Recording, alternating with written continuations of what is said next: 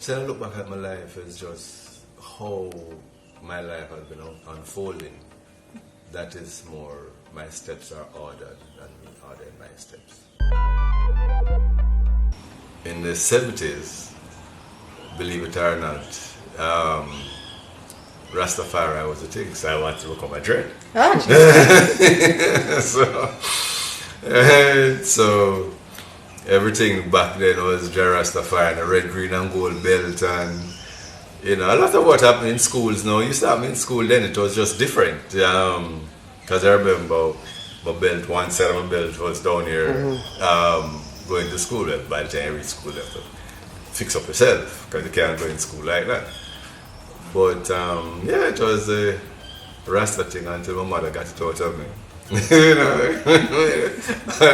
A little strict hand on it. Growing up was really just survival.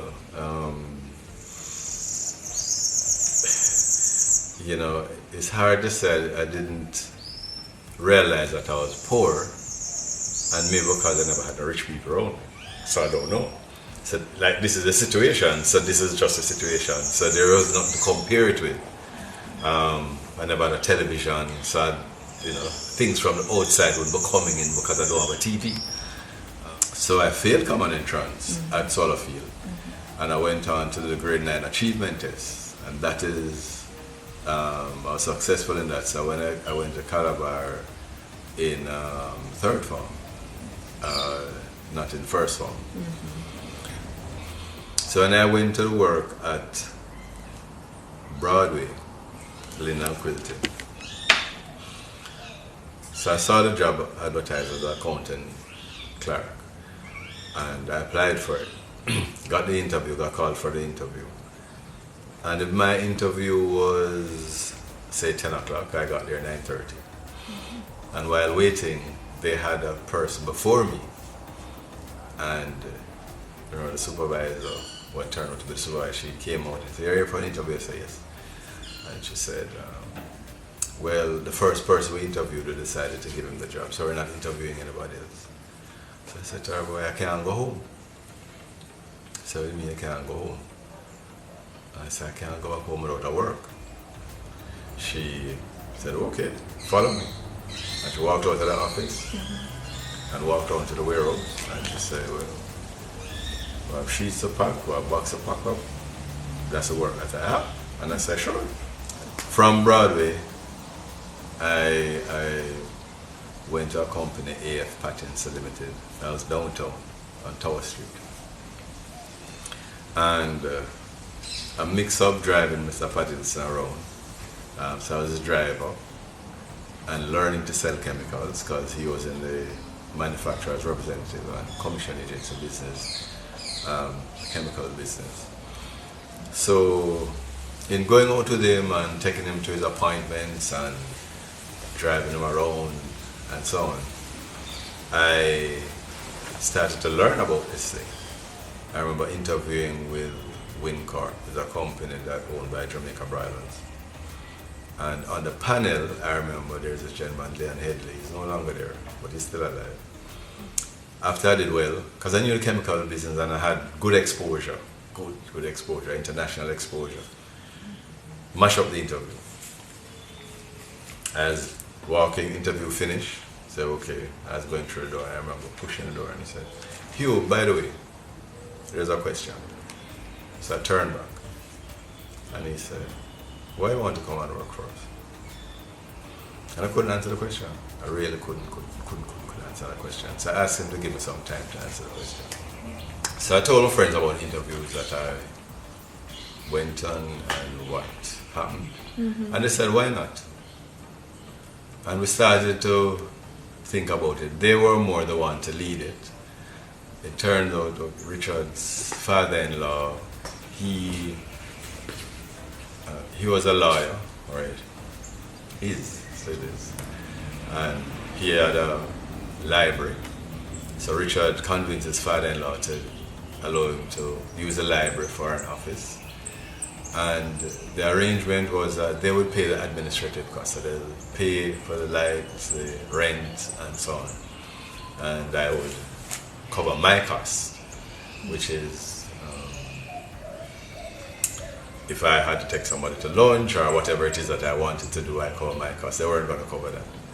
And my part of the role was the sweat equity. So I was the one working, they were supporting. And so that is basically how Paramount started, on the floor of Daryl's room.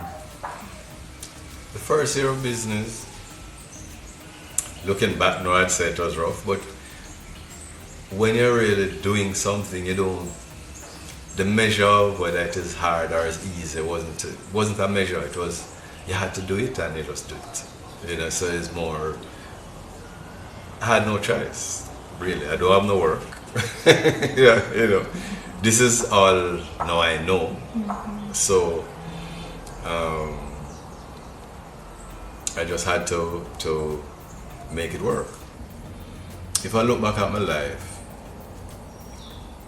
there wasn't, if I wanted to do anything or to own anything, it would be minuscule compared to if you put it at things now. Meaning, if I wanted to own a car, but I don't want to own a ladder. If I never own a ladder, that would be the end of my thing. But I'm happy from now till next year. So for me, what is in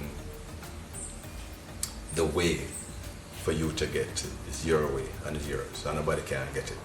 So if being a prime minister or being a vice president or being a whatever is in my way, I believe it will be mine. So I own a Lamborghini. I never had it in my mind to own a Lamborghini. It's a friend of mine, Go to the place. I didn't even know.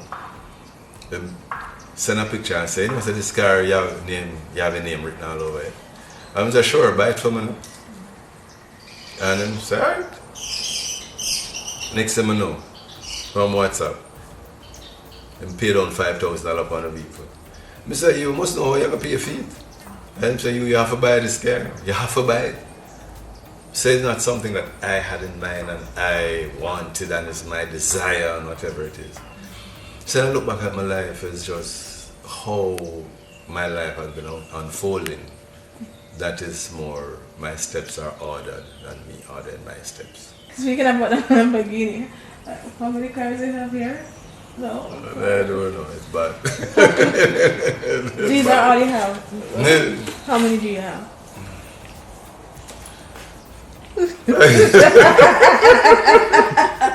When I got into cars, I used to fix up car. I had a Mini. I soup it up. Them call it back in the days.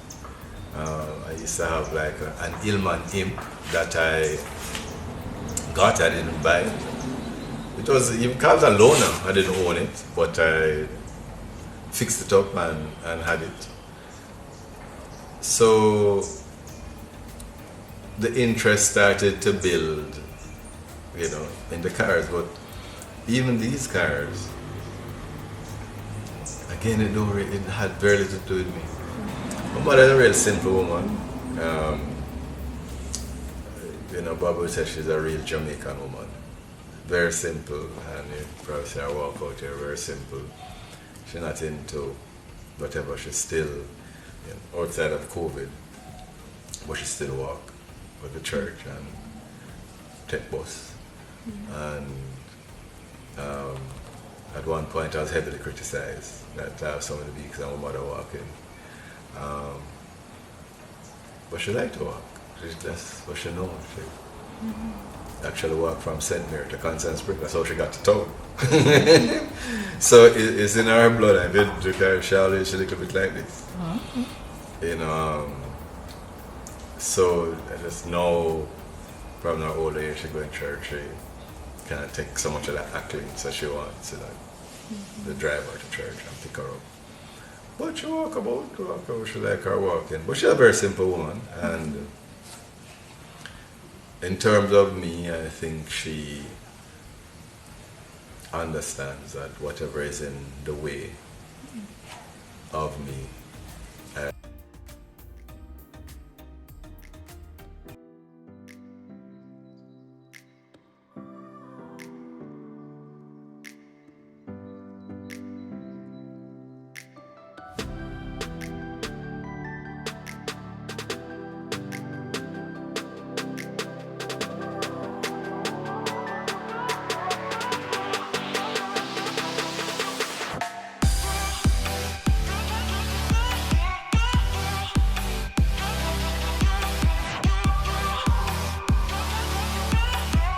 So I look back at my life, it's just how